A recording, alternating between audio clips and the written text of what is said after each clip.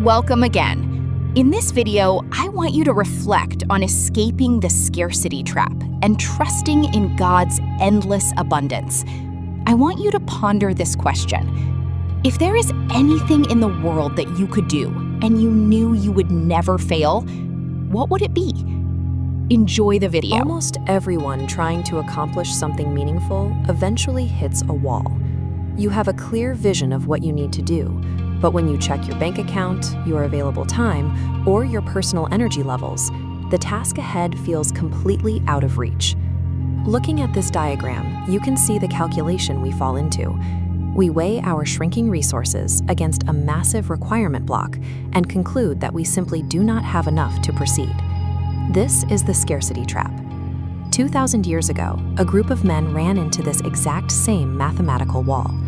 Jesus had just retreated to an isolated place to mourn the death of his cousin, John the Baptist. But a crowd of over 5,000 people discovered his location and followed him out into the wilderness. As evening approached, the disciples looked at the thousands of tired, hungry people gathered around them. Then they checked their own inventory. Their total combined assets amounted to exactly 5 loaves of bread and 2 fish.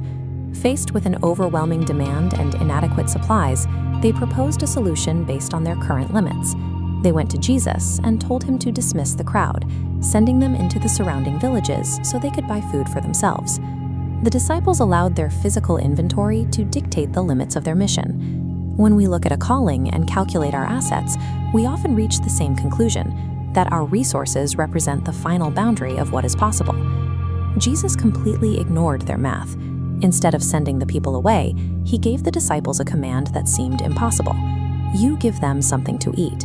He demanded action despite the visible lack of resources. The Gospel of John includes a detail about how this impossibility was met.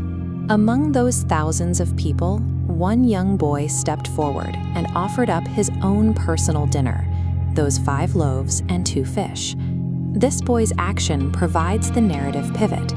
When faced with a massive deficit, the typical response is to hoard whatever little we have left. Breaking the block requires taking that tiny remainder and surrendering it with trust. Taking that meager, surrendered offering, Jesus looked up to heaven, blessed it, and broke it. He handed the pieces to the disciples, and they began passing the food out to the crowd. Watch these initial 5 units scale. When surrendered, it exceeded logical constraints, multiplying rapidly outward, creating abundance that fed all 5,000 people. The supply didn't stop. The disciples collected exactly 12 baskets of leftovers. The number 12 represents absolute fullness. But another reality is happening simultaneously. Every single day, local food banks and charities coordinate massive efforts to provide for vulnerable populations. Look at the scale of the operation in this photograph.